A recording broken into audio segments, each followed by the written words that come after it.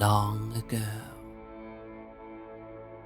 Back in the era of cogs, gears, and questionable fashion choices, a man named Charles Babbage created the first programmable computer.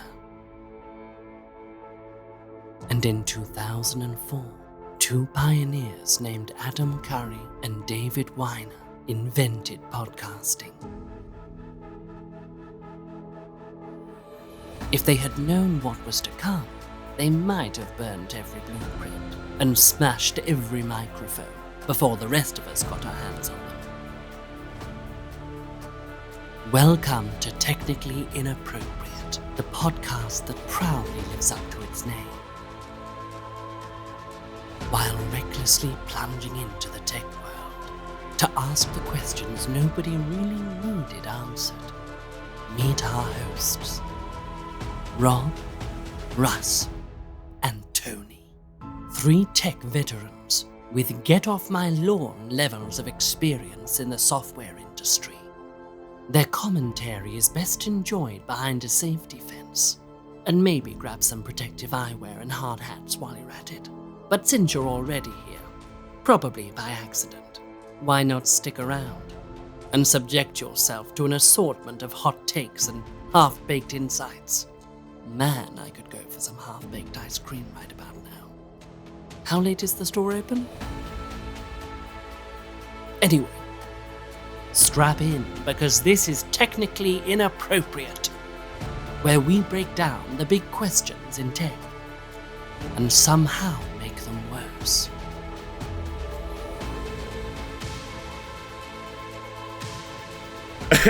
and so that's where they found me a couple of hours later, upside down with my boot attached to the side of the inspection hole and my head about 6 inches above the bottom of the septic tank. God. It's like just another weekend at the cabin. Oh, yeah. If it had had like a bit of more of a lime smell, it would have been like hanging out with Rob. Me and my lime pit. All right, we ready to record now? Oh, yeah, I've been going, dude. We're fine. Wonderful. All right. So I appreciate you getting an app posted so quickly. But did you notice a horrifying squeak in the middle of that? Just an abrupt squeak. Oh, yeah. 38 minutes in. Did you add that in post? We might have been too technically inappropriate for a moment, and I had to fix something. Oh, okay. All right. Okay. Because I was like, that's no squeak that I generated. That's all I know what my squeaks sound like. I'm familiar with the ambiance that my squeaks provide. And that was a jarring, it was not in line with the kind of ambiance that my squeaks provide. So it had a little too much echo for me when I heard it, and so I actually thought it was more close to Rob's house, but clearly outside. You know, I talked with our lawyers, and they said we couldn't put that word in, so I had to get a little. I had to fix some. I had to get back to inappropriate versus over the whatever that show is. Now's the part of the episode where Tony and I play Guess That Word. No, bad team. Stand. So we don't actually have, because as the audience is aware, we record these things. And then Rob sits on them for 6 to 9 months, letting them gestate. Not anymore. And then he ships them out of order. Putrefy was the word I was thinking of. But gestate, I'll take that. Ferment. I was thinking more like aliens. Out of the chest gestation. Yeah. So will we have an actual proper announcer for this? We have an opener for this that I'm purposely holding under wraps, but this one will be our Netflix friend. Under wraps means he has the announcer zip tied in his closet next to the bags of lime. They've got one last task to perform. This pit is getting so I need a second pit. So this is the stupid thing about that. I've got one under wraps because any bugger listening to this has already heard the announcer. In the front. The only people that don't know about the announcer are you and me, right? I don't like this. I like being an insider. And this is exactly the opposite of that. This is exactly. I wanted to kind of I kind of wanted to get it ready so I could play it for you, but I haven't had time. So sorry. We're on the clock. We got to be up by Friday this week. Because we're not going to let these things ferment anymore. The people have spoken. We have a new subscriber, and we had pretty good downloads on our last one. So I'm shocked. Did we get Mr. New Zealand or Mrs. New Zealand or Miss New Zealand? New Zealander. I haven't checked. I guess I could go look real quick. I feel like that should be the first thing you're looking for in the. Yeah, I got an email that told me this stuff today. It's like, oh, cool. Yeah. So let's go look. So we want to thank you, New Zealand, for joining in. Absolutely, your support is most necessary, needed. So, what did you get while Rob looks at because the podcast is a visual medium, and he's looking at we can see that he's looking at visual, at the server logs and everything. He's using his hands to gesture the size of the traffic. I cannot comment on that. What have you been up to, Russ? Moving into New Zealand safer is still ground. downloading. So yes, we do have a New Zealander. Okay, all right. My VPN is working. It's been Russ the whole time. It's an inside job. The squeak is coming from inside the house. Anyway, you're saying. I've had some week. I don't even know where to begin, to be honest. I have a car that apparently needs a new engine, so that's fun. Is this your is this your dad? The one you? No, this isn't the one you inherited off your dad. No. That one, no. That's a Toyota Sequoia. It's it'll outlive me. Well, maybe that's not that impressive a stat. It'll outlive my children. So, that's gonna go and go and go. But the little Mini Cooper died, and the cost to repair or replace the engine was about twice or more the cost of the car. So that I'll need some advice from you guys on what to do with this lump of steel. That was a BMW. Now. That was a BMW Mini, right? Not an original Mini. No, not an original Mini. No, they're all BMW, but yeah. I love. I up until now I have loved those little cars. This is the second one I've had, and they're fun and they're fast, and I feel like they've got the safety features of a BMW without the price, but you do get that price when it's time to repair them. And boy, they just don't have the quality of manufacture and the materials excellence that made British Leyland a statement across the world. My brother had one of the first minis. It had what they call it, not the turbo, but the supercharger on it. That thing was just a pile of crap. I swear to God, they had the water cooling pump in the actual supercharger on that thing. Oh man, that thing never worked right. But yeah, at the end, it was exactly that same problem. You couldn't find parts for it, and the parts you did find were too expensive. You had to get the supercharger working. They sent off to eating themselves. It's a small package engine, and when you try to put maximum power out of a small package engine, you fill the package space. I guess so, but my Fiesta is maybe a little it had the same amount of engine space. I think it was a slightly bigger car. No. Fiesta probably has another half again as much under the hood space as a Mini does. I wonder. Maybe I did love that it had a service mode. Service mode means you take off the whole fucking bumper, and then you have to get these new screws that screw into where the bumper was, so you could slide the intercooler forward, so you can actually get to the anything in the engine bay. Yeah. So coming back to Russ. I'm 5'9" and 6 feet of water here, guys. All I know is it is no mas, and I'm car shopping. So that was part of my week. I also The other interesting thing that happened this week, I've got this insane neighbor, right? And their backyard is just full of garbage. I don't know what's going. I want nothing more than for them just to not be a nuisance in my life.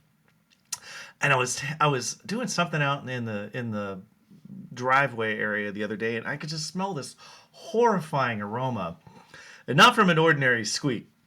And I'm like, what in the hell is Randy up to now? Like, what's going on? And just there's, garbage floats into my yard from his place, and it's just a nightmare.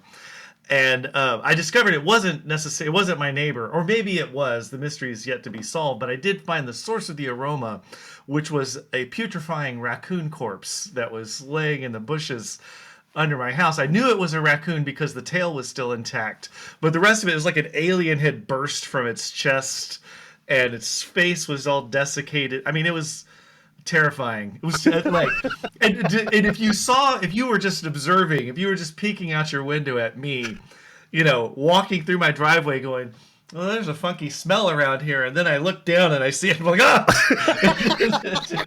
Turn around and run back inside. But if you to the casual observer, you look like an insane person was abruptly turning around in their driveway and running back inside the house. And then reemerged with a mask and gloves and trash bags to dispose of this thing. So that was fun. I don't know that I've ever seen anything quite as gross as this raccoon corpse. So there was that. And then I had Dungeons and Dragons weekend where all the nerds came over and we gamed for a day straight, which was actually very fun. Wait, now this was the group, right, that actually games, not the group that has a gaming problem but really just hangs out. I will say there was a tremendous amount of hanging out, and it was every time I had to stop to go look something up or change directions based on their ludicrous decisions, I would lose complete control of the table. And a half an hour later, I might be able to get them all pulled back in to stop whatever side conversations. But you need to adopt the harsh but fair approach to this. Yeah, which is like, look, I'm going to give you all the signs to say, don't do this stupid thing. But if you want to do the stupid thing, then I'm also going to give you a set of die and some blank papers so you can roll up new characters. Right? That's not a bad idea. I do have some overeager players. There was one point where I was sort of describing an artifact, and I'm in mid-sentence, and one of them interrupts me with, hey, can I roll an Arcana check? And someone else at the table is like, maybe after he finishes telling us what it is, you could do that. It's like, come on, guys. It's like you interrupt the host to answer the before for he's giving you the whole. Yeah. Exactly. Yeah, I do think I need to maybe rule with more of an iron fist, Tony. It gets a little out of hand. We made more progress than I think we've ever made in 4 years of gaming. In one day, but to an ordinary player, that's probably about a half hour's worth of progress. Right. Yeah, I worked on the harsh but fair principle. The entire whenever it's like, I'm like, you really want to do that? Yeah, and the guys got the grip of the whole. When I would look at them, and I'd go, with that sad sort of disappointed look, look in my eyes, I go, you really want to do this? And they'd be like, all right. And I bet, all right, let me explain to you exactly how this hurt while you died. Dude, yeah, I feel like I've got trust issues with my players, and I don't think I've done anything to deserve that. I wonder. They'll say, I inspect the lantern, and I'll say, so are you touching it? Yeah. and they don't trust me. I don't understand. Yeah. I don't know.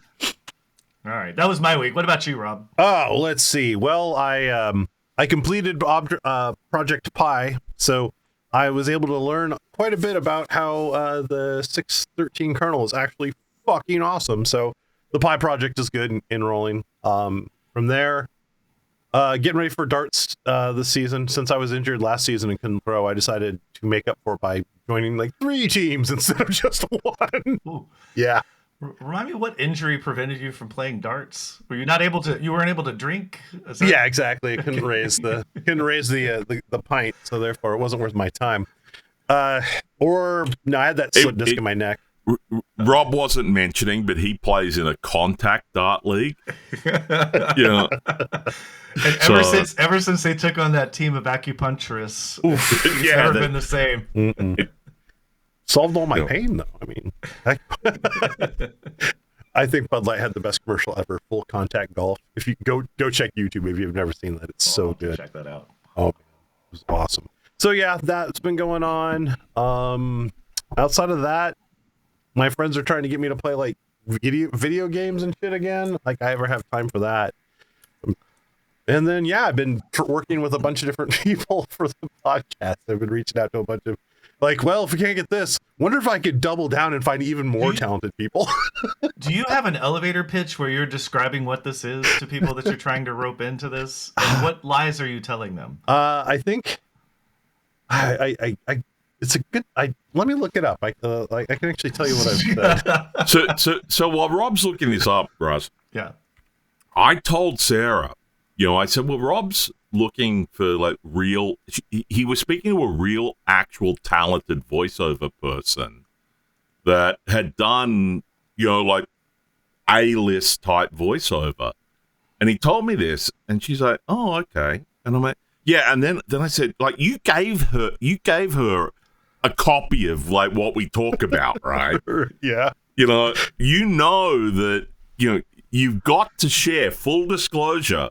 You've got to tell them who we are and what we chat about. You're dealing with people's professional reputation, Rob. It's I agree. No, and they did. So yeah, I said I literally said, hello, I'm looking for an intro to my silly little podcast called Technically Inappropriate. It's a podcast about 3 people with over 80 years of experience in software and hardware design, and they never use it. We don't take ourselves very seriously, and frankly, probably more silly jokes and blustering about how old we are in the industry anymore anyway. I'm looking to get a few openers made and rotate them, and then started chatting from there. So that's usually I bring it up, and then I send them a link to where we're at. She listened to it. She said, sure, I'll work on this. Like, cool. The money's green. As long as, harsh but fair. As long as they've listened to it, not my problem at that point, right? It's like, you made your decision. Informed consent. Yeah, I think the biggest thing, like they always said, is like, well, I don't mind doing the opener for it, but I'm not gonna. I it's not my style to do like FU jokes and things like that. I'm like, oh no, you can leave that up to us. We're good. We're good. That's not where we need help. Get off my lawn. That's my work. Yeah, stay your lane. And we're not making FU jokes. That's just how we talk. Exactly. There's no joking. Right. It's like, we scraped through the gutter until we got to the concrete, and that's where we feel happy. That's the bottom of the gutter for us. It's where we live. Yeah. Sorry, it's cozy down here. Yeah. So that's been a bit of me. So I've been, with Russ bringing up the dead raccoon, I've been fighting over the last couple of weeks the what I would like to refer to as the trilogy of the Flange Wars. Right. I think I read this series. So, the first one was Flange Wars, A Brave New Smell. Russ knows this. Flange Wars, The Sewer Pipe Strikes Back. And then Flange Wars, Return of the Seal. And so, to come back to sort of reality on this is that we had a dead raccoon smell in our bathroom, right? And I'm like, all right, that wasn't me, but it could have been Sarah. So I'm like, did you just go to the toilet? She's like, no. And I'm like, really? Are you trying to be demure right now? Right. And it turned out that no, it actually wasn't her. So by process the of guy, elimination, it wasn't the dogs. No pun intended, Rob. the guy that remodeled the people that remodeled the house that we bought, because it was built in 1953 and it's been remodeled. They do what I like to refer to as excellently incorrect work. Right? It's 100% wrong, but it is 100% consistent. So they'll make the same mistake in every instance they've done this work. And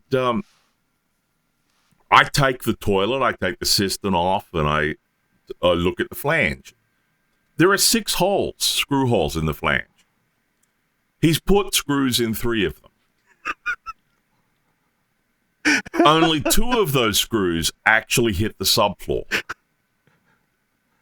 Well, but you only need 2 to keep it from shifting around, right? So we clean everything up, and then I'm putting it back together, and we put another thing. And it turns out that the bolts have broken the plastic flange, because of the fact that the flange moves and the bolts move and the toilet moves and everything. And so I'm like, oh, son of a bitch. It's like, all right, well, we'll just put another wax ring down, and maybe I can get a washer in under one of the bolts, and jerry rig something to make it work.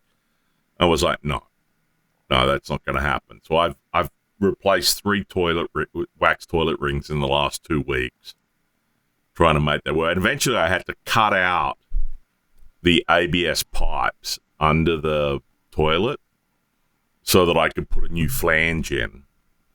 And eventually, I got that flange in, and now it is metal. It has a metal outside to it. The beauty of the metal flange is that you can just cut the metal flange off and replace it with another metal flange if it ever fails. And I'm like, so I got that. So that's been basically my last couple of weeks since the last time we spoke. I have been dealing with sewer and flange, and they're not a Broadway act, or seems like a pretty shitty show. I've gotten to the point of just simply, I'm cutting through the pipe using the Sawzall to, because I got to cut about 2 foot of the pipe out to be able to get the flange and everything out. And poop is going everywhere, and it's like I'm like, nah. So at this stage, like, fuck it, I just want to get this thing done, and I want the flange over. And so we finally got it. We got it in. I put on maybe 3 liters of ABS glue on each joint. So some of the ABS looks like it's just had a rocket motor attached to it, because the glue melts it all down. Right. I'm like, no. I want to make sure I never have to touch this again. So yeah, wow. So that was been my couple of weeks. So now I'm just podcasting with you guys, which is more or less a step up. So speaking of bad smells, Rob, are there bad smells in business that you'd like to talk about today? Oh, look at this fucking transition. We're not that. It almost sounds like you read that off a teleprompter. So yeah, the topic today was kind of nicknaming it layoff culture, and kind of that output. I feel like companies, maybe since 2014, kind of, I don't know how, have you ever been laid off, Russ? A long time ago, yes. Yeah, so we've all been laid off at least once, but I feel like it's almost something that seems to happen on a cycle now with these companies. I thought back in 2014, new CTO for Microsoft makes some sense. He's going to do some cleanup, do his thing, move on with it. But I feel more and more, it almost seems like this, and then when COVID kind of finished up, and people realize either overhired or whatever, right sizing again to the market. But I'm not feeling that way anymore. I was actually trying to figure out, is this just the new way of reorgs? Like, are reorgs just dead? Because that's what it used to be. Like, that was the joke. I actually got reorged twice within a couple week period one point when I was working on a kernel team. And so I was just kind of wanted to dig into that a bit. I did a little reading, and from what the market kind of says, it still feels like tech jobs are pretty safe and they're still kind of on the upswing, at least for the next 10 years. I don't know. I'm just feeling a little, I'm not feeling that, you know? I wonder if any of the tens of thousands of tech workers who were laid off in the last few years would agree that things are on the upswing. Right. And even to that end, that's usually my favorite part. Like, that's why a lot of people back in the day, like, moved to an Oracle or a Microsoft or for the stability. To the stability. Yeah. That's not a thing now, it seems. Does not seem to be so I'm curious, and I haven't really experienced that certainly not in this era, right? But it does seem like all of these organizations, and I'm thinking of the big ones, right? Especially the ones that were announcing big layoffs in the last few years, that those are also the ones that were notorious for, having these like crazy high bars and these interview processes. But it seemed like they were hiring out the ass too. Right. So Amazon definitely is one of those, right? Is it and I'm completely uninformed here, but is this a function of over hiring because there was such energy around keeping a hiring pipeline going and keeping things moving that you just end up you've overhired basically, and this is a reaction to that? No, so I take a little bit of a different view of this whole thing. Having been laid off 3 times, which I believe qualifies me for a government job now. I still not sure that's true now. They're not hiring. They're not hiring. Yeah. You just gotta beat the bar. It's not high.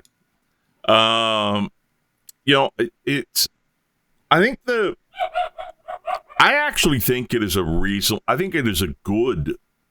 No, it's not good. Let me come back. It is a better reflection of middle management and upper management than people think, right?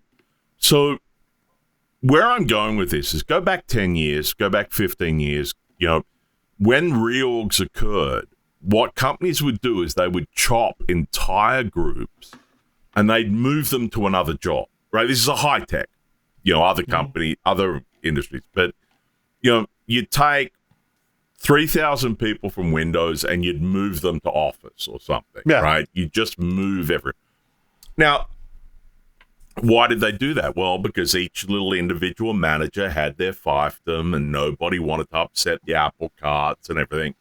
And all the big manager cared about was what was the actual staff number under him, because if he had 15,000 staff, that meant that he was more important than the guy that had 10,000 staff, and that was sort of how it is. Now, it didn't matter whether the employees were good at that. I spent my entire career working on tooling, dev tools, and OSs, right? I don't want to work on Office. I'm not a web guy, right? If you sent me to Facebook or, Twitter or whatever and said, go work on their front end stuff, I'd be useless at that because that's not what I do. So they would then move these people and then be natural attrition and so on. I think what, Microsoft did, and it started around the time you got laid off, Rob, was they started going, well, rather than take everyone and move them to another area, what we're just going to do is just say, okay, you're all going to be laid off. Find another job at the company, because the other area should be hiring if they were going to move a bunch of people across. And if you find a job that's a good fit, take it. If you don't, here's a severance package, goodbye.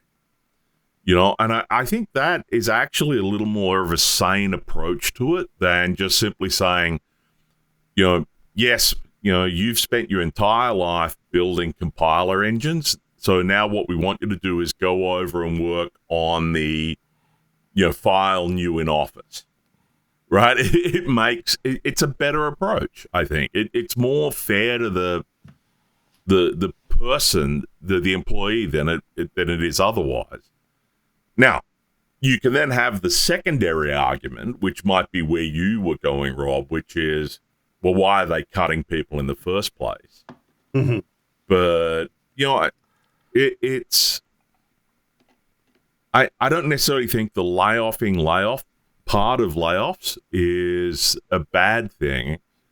I think you can ask, for people that get hired on and then laid off within 12 months, it's sort of, all right, now you have a discussion about what's going on with like management and stuff like that. But then even then, you're still left on the whole thing. It's like, was that a hire that occurred in the last 12 months of a 7-year cycle of something, or was it a layoff that occurred in the 12 months as somebody came up with an idea 12 months ago and said, let's go do it, and then everyone stopped doing it? Fair. The one thing that that stuck out there to me as you kind of walk through was I didn't get that option.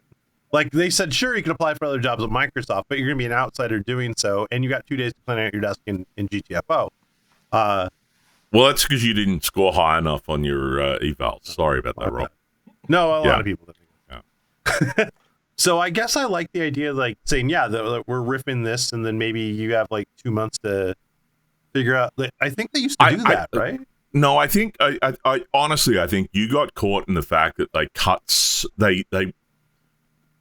your layoff was not a layoff because of a change in business. They were still making money hand over fist. Yeah, still are.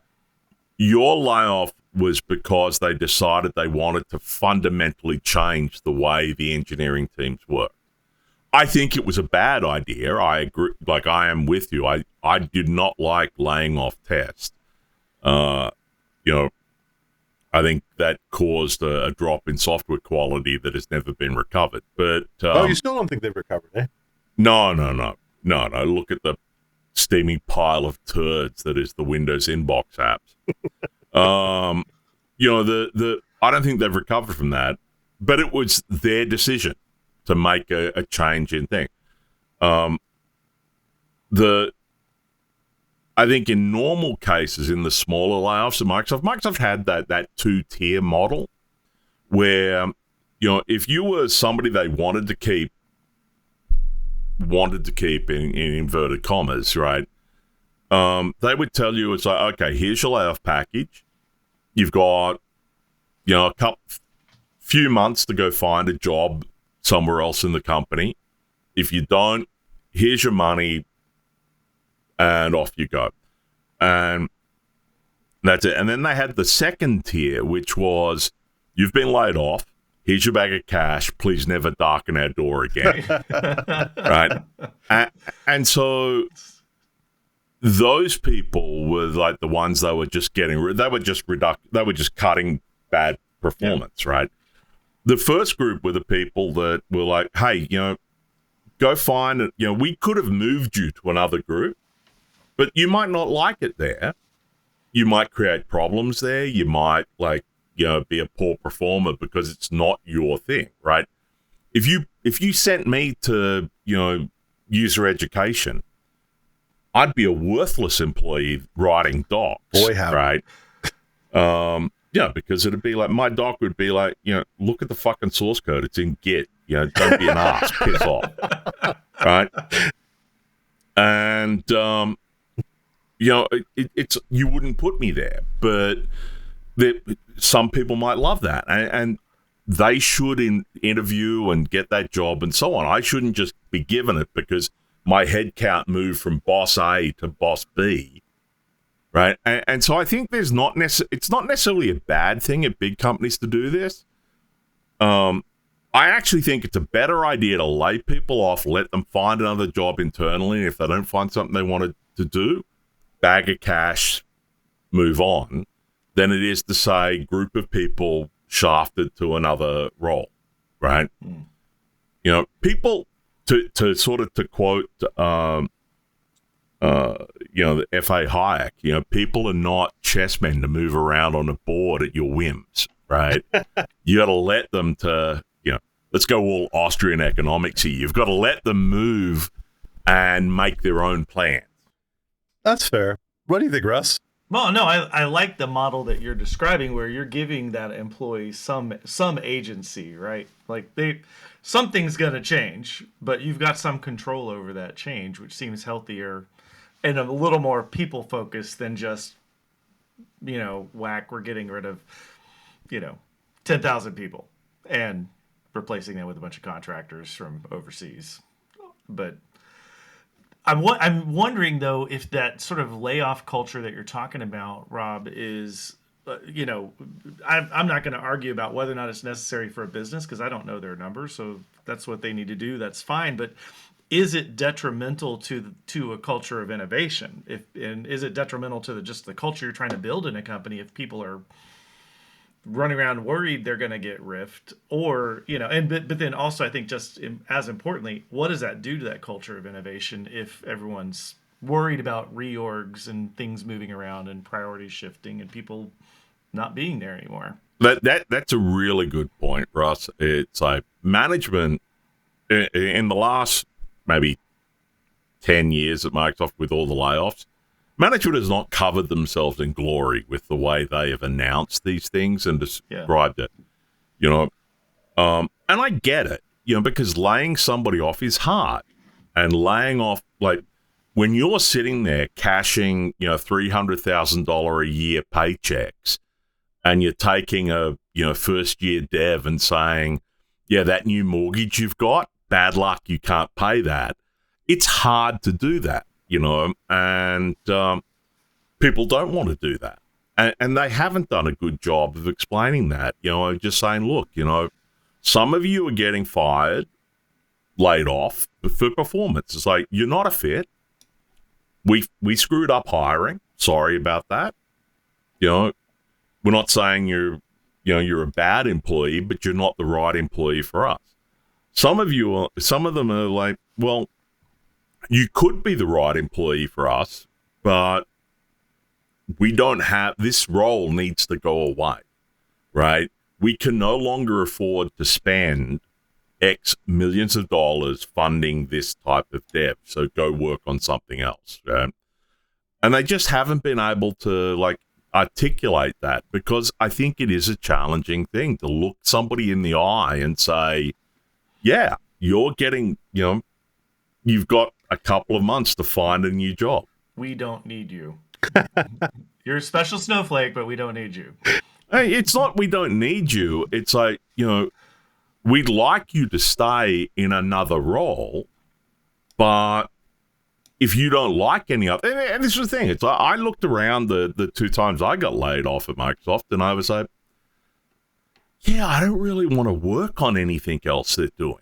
I was sort of happy doing what I was doing, and I think it's important, but I don't want to go work on this, and I don't want to go work on that. And you look at the jobs, and you're like, yeah, I don't want to do that. And that's nature's way of telling you you're not going to be an engaged employee at the first. If you take a job, you're like, yeah, I don't really want to do that, but it's a paycheck. It's like, you're not going to be a great employee. You're going to be like 50% or through maybe natural ability, and off you go. It's like, it's better for you to find a job that you actually want to do, and it's hard. It's not an easy thing to say. People, they need, it's gonna cause bad outcomes for some subset of people, and but I think rather than making everyone miserable by having them work on a job they don't like,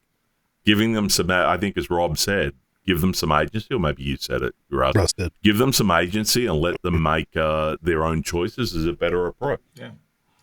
Well, let me take the next level up then, because the next thing I've been hearing a lot of is, especially with some of the big 3 or 4, depending on how you want to put them together, they're getting rid of upper management in a lot of areas now too. They're starting to clean that up. So how do we feel? Well, that's gonna be critically. That's gonna crap over their business, because I cannot tell you how many times I sat there as a product manager and a program manager, and I said, the problem with our product is we need more vice presidents. So it's gonna be a real issue.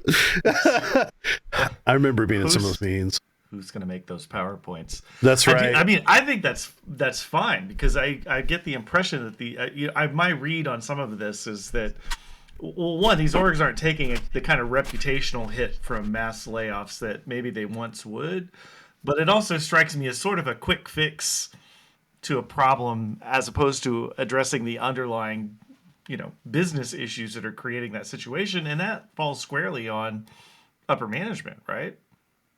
So are we? Yeah, all right. Thinking about this a moment.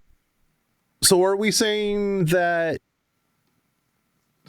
like, executive levels have made mistakes in their leadership, or what you're laughing? I'm distracted by Tony taking a leak off camera here. Like, you're gonna edit that out in post, or we just leave it that? Nah, just leave it there. He fixed that toilet. Let him use that thing, man. That's true. He's testing. He's just stress testing the flange right now. I might do a little. Gills. You're like, oh. Okay. Sorry. So what I didn't. I will double back to. I'm not sure I got an answer from you on, does a layoff culture, what impact does that have on innovation within a company? Oh, my end. I worry a little bit about it. I feel let me give my own experience, I guess, is what I'll say. Is when I worked at Microsoft, I worked there for 15 years, and frankly, I don't think if I was laid off, I'd have left. Which I learned a lot about myself, and in that, and I'm frankly happy it happened. I've gone a lot further than I might have otherwise. But to that end, I didn't worry about my day-to-day job. I worried about the technology and continuing to push forward with a lot of what I did there. And I had a lot of really cool projects that I finished and did where, now part of my job is getting this thing done, but also kind of realizing my career is my own to have to deal with. And like a part of my energy has to go towards that. Right. And yeah, that's a good point. And so part of what I'm hearing you say is it forced you into a situation where you personally became more innovative as an outcome. mm-hmm. And that largely was the experience I had when I was laid off. My oldest was a baby, would have been not quite 1 year old. Right. Mm-hmm. And I was at like a little consultancy that was clearly, I knew I had made a mistake when I joined them a year prior, right? I was like, oh no. I had gone from like a big consultancy, with, partners and all of that shit to this tiny little local consultancy. But it was because I had a baby and I didn't want to be on a road warrior anymore, right? But I knew pretty much within a week or two, I was like, oh crap, like this is not the direction I wanted my career to take, but I wasn't going anywhere because I had a baby and I was like, not about to try and start something new. So what happened is, they got acquired by a slightly larger shitty company and then started cutting people, and I was one of the ones who got cut, and that's how I ended up where I am now, right? Like that was the first step on that road to, okay, then I landed at this startup that turned into things that ended up at Oracle, and now I'm still milking that for all it's worth and hanging on Hell yeah. as tightly as I can. Milk that. I had sort of the same experience, but in inverse sizes. Okay. I joined IBM. And very rapidly, I realized that I should never have joined IBM. Yeah.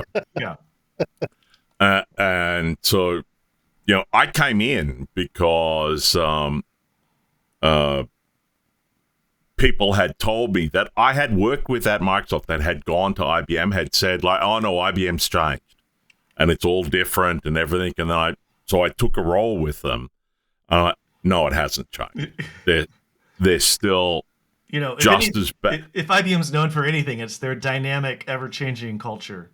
Yeah, but this is also back around the time when they were really failing, and so they were trying to change, right?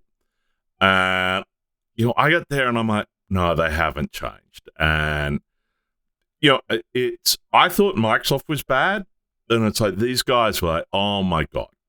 It's like I remember trying to get them to mail something out to DB2 users.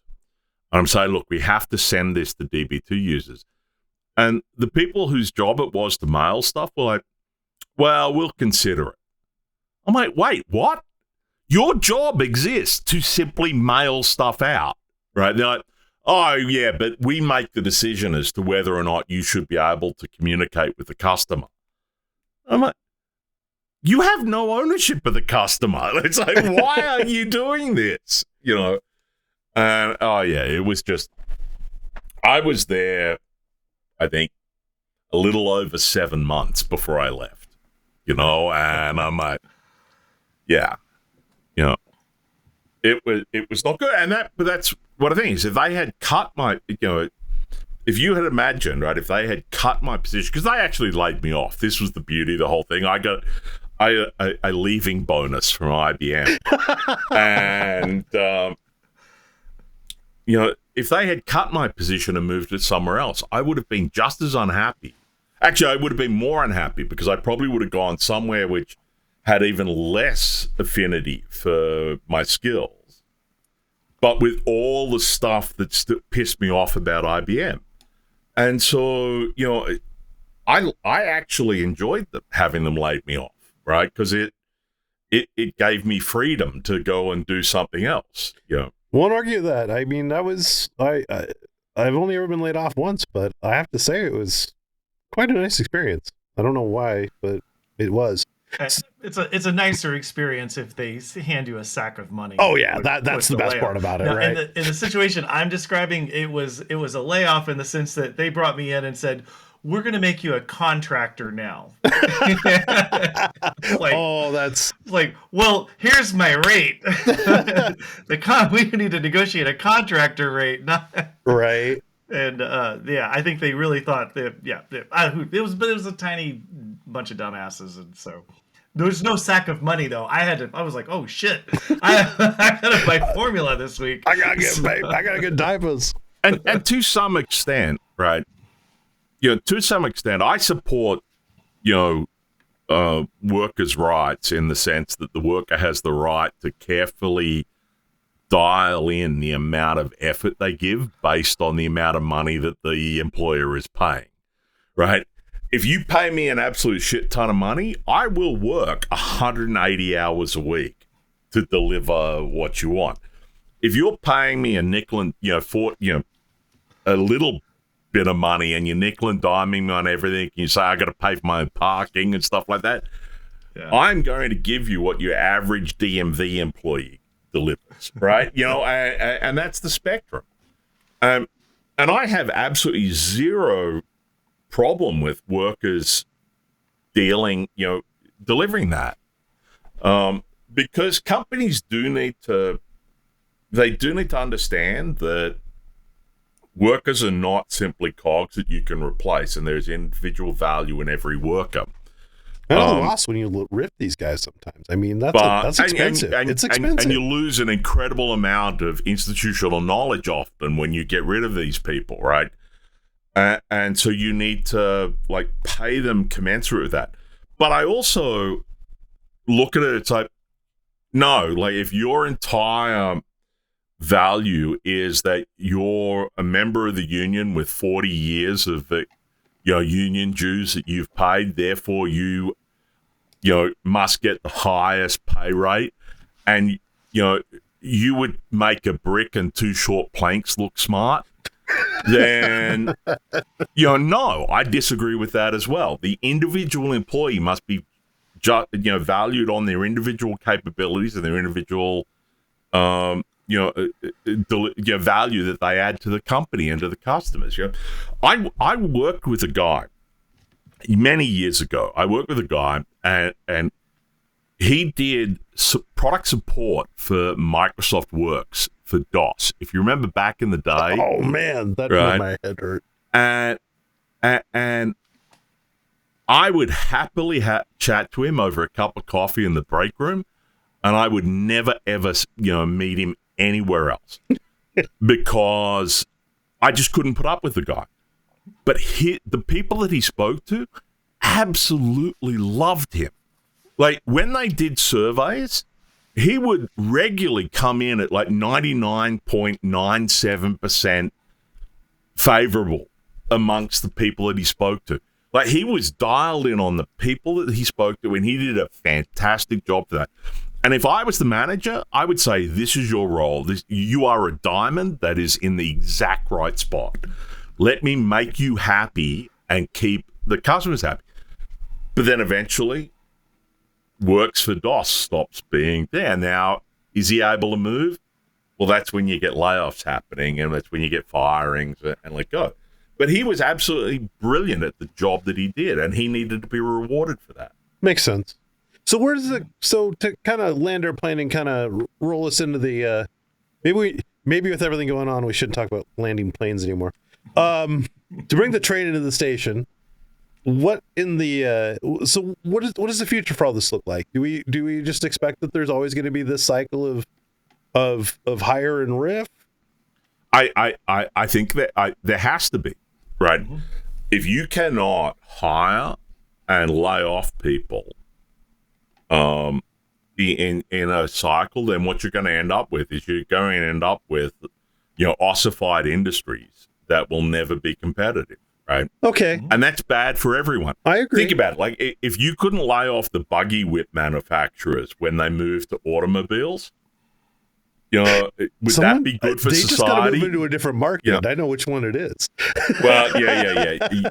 But you don't need as many whips at that point, right? Yeah, fair. And that's the reality of it. Is you cannot take a union government sort of approach on this thing and go, oh, well, you're the employee now, and so now you have lifetime sinecure for, working this role. It's like, no. But by the same token, I think companies need to be cognizant of the employees that have put, value into their companies. It's like, I loved NCR. When I was at AT&T Global Information Services, they shared a building with NCR, and there was a lady that was 92 years old as the secretary for the CEO that was on my floor, and she would come in a couple of hours every day, and not quite a walker sort of situation, but she would very slowly come from the elevator to her desk, and eventually I asked somebody about this, because she worked for NCR, I didn't. And they said, well, she originally started working for NCR in Australia when they first moved to Australia back in the 1940s. And she had worked for the company the entire time, and all her children had died, her husband had died, she was the last person left. And, the NCR management said, we cannot retire this, but we are the only sort of thing, she loves coming into work, and they paid her for the entire time to come into work and do a couple of hours every day. I don't know what she did. She could have just sat in the thing having complete space out because the dementia's going. I don't know. Yeah.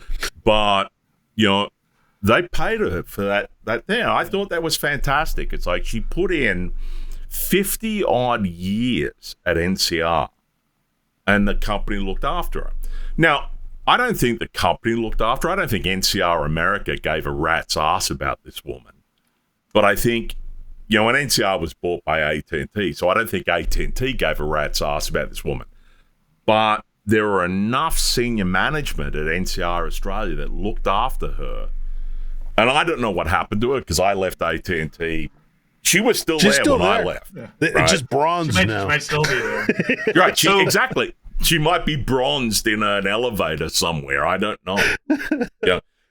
But so that's what I'm saying, though, is that I think companies need to look after their employees, but they can't be beholden to their employees. Mm-hmm. Yeah. No, I think that what you're describing, it makes sense that you've got to have the flexibility to adapt to the changing landscape. So you can't be so rigid that you can't let go of the talent that you no longer need. But there's a people-centric way to do that, and there's softer ways, like you were describing, with transferring to other roles, and there's ways to do it. And I think the other thing that is, as long as you're not doing that to mask as a shortcut that's masking other underlying business problems that you're refusing to address, And then I guess the last thought I got, Rob, is I think that what I'm hearing from Tony is that the three of us have about 10 years left to find this cushy gig before the dementia sets in. And they let us take our walker to our I desk. just need you're going to have to be a little more charming, Tony. We're all going to have to go get state government jobs. That's right. Right. Absolutely. Can you imagine working, you've just walked into the DMV and I'm behind the counter. Like, what a charming engagement that would be. It's I like, think it's gone horribly wrong. you hand your form over, I look at it, and I go, what the fuck were you thinking? Like, fill in all the boxes. For Christ's sake, we publish the documentation in 17 languages on how to fill this form in. I'm imagining this whole interaction happening, and in front of Tony on the desk is the little customer feedback buttons with the smiley faces on them. How happy were you with this interaction? And then you look at them and you go, you know which one you have to press. Right? You want this idea, don't you? I'm imagining that the frowny face on there is just rubbed off from overuse. Yeah. Agreed. So when I did my random story time, when I did my first ever press training, we had an actual like ABC Nightly News journalist do the interview training.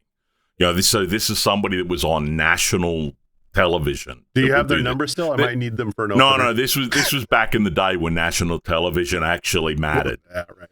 Right. And we do the training, and I'm talking to him over the little table. It was sort of like 2 chairs, table, glasses of water, dark curtains. They're filming the whole thing, and I'm talking to him, and he's asking questions, I'm answering them. And we finish the whole thing, and he just leans back and he goes, fuck! That's, I have never done an interview where I thought that if I asked a stupid question, the person would just lean over the table, slap me in the head, and say, try again. I'm like, wait, I was being charming.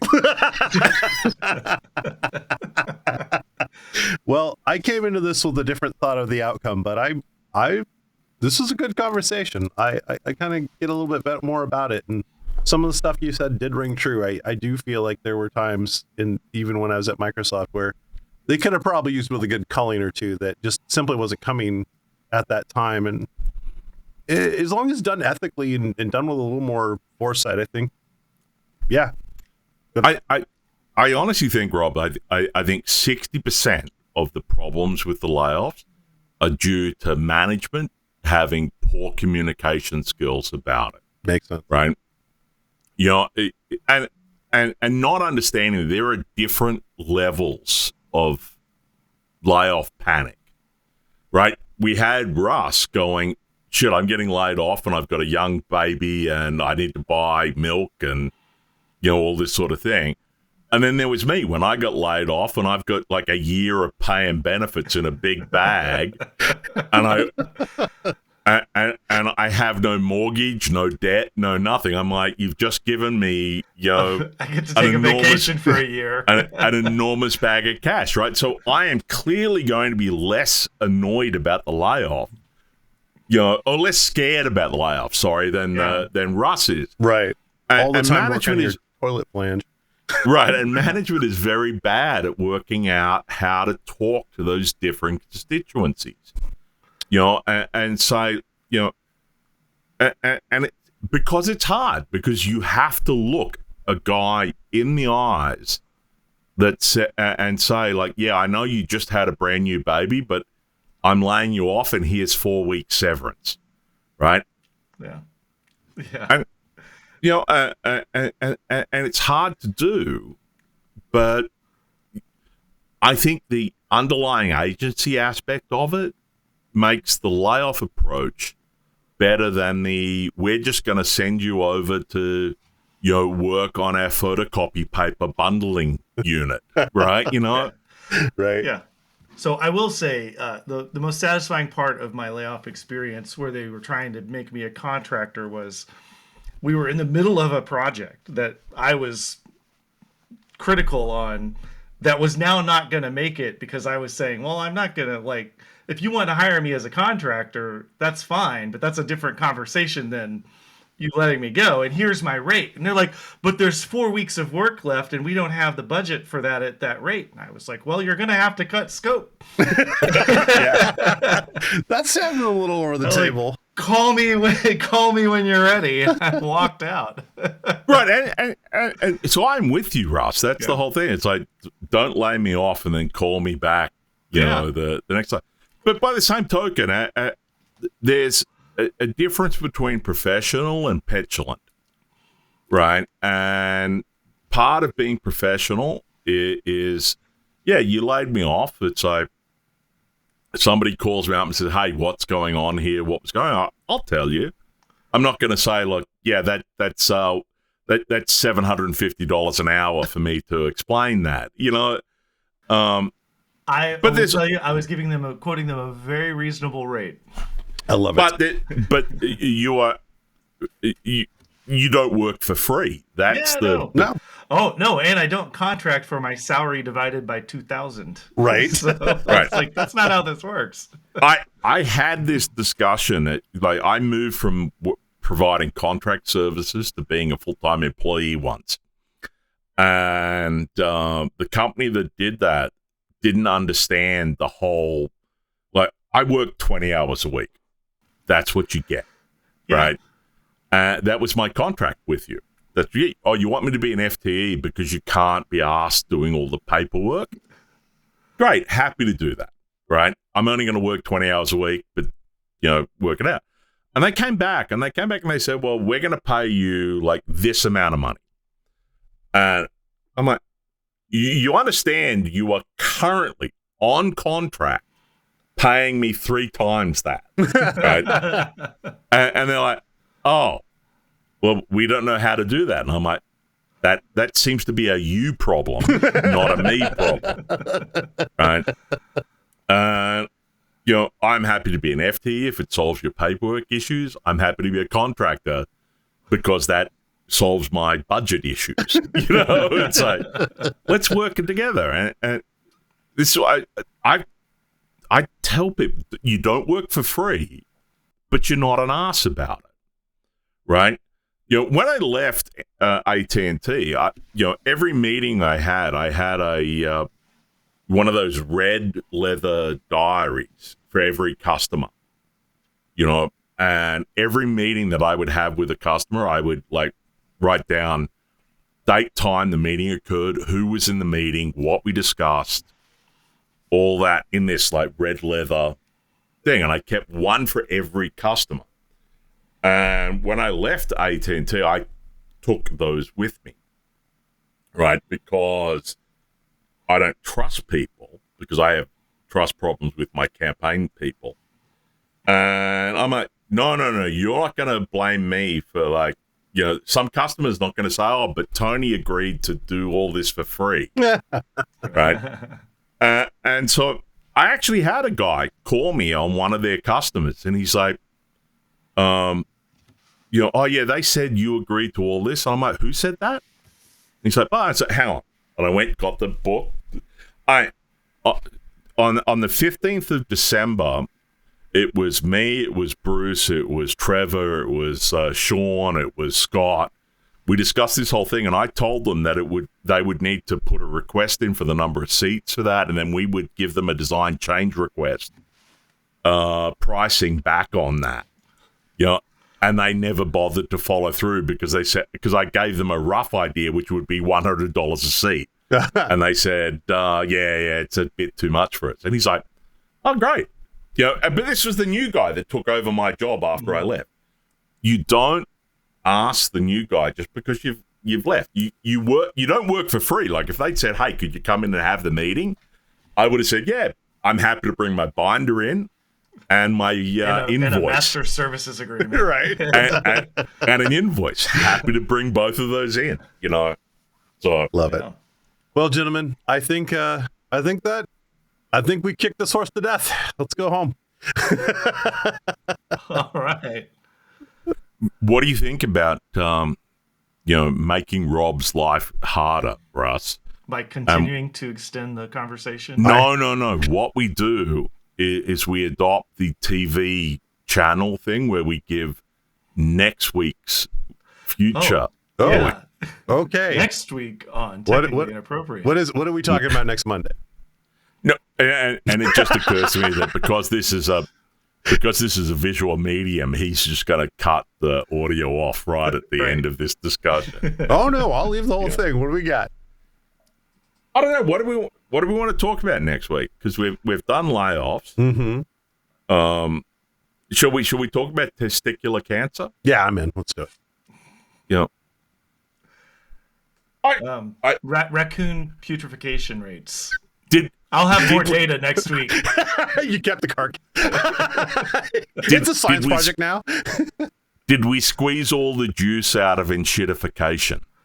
Oh, I think there's more juice. Oh, all right. Enshittification. I'm in. Let's go. Yeah. All right. So, everyone, go read your Cory Doctorow, and we'll reconvene in a week. Sounds good. Gentlemen, always a pleasure. Yeah. Cheers. Bye. See you later. No squeaking.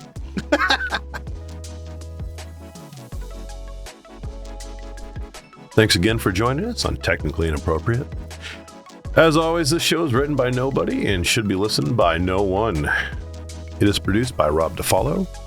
Our opening music is done by Ren and narration by Claire Nunn. Our outro music is done by Magic Solo. Thanks so much for listening. See you next week.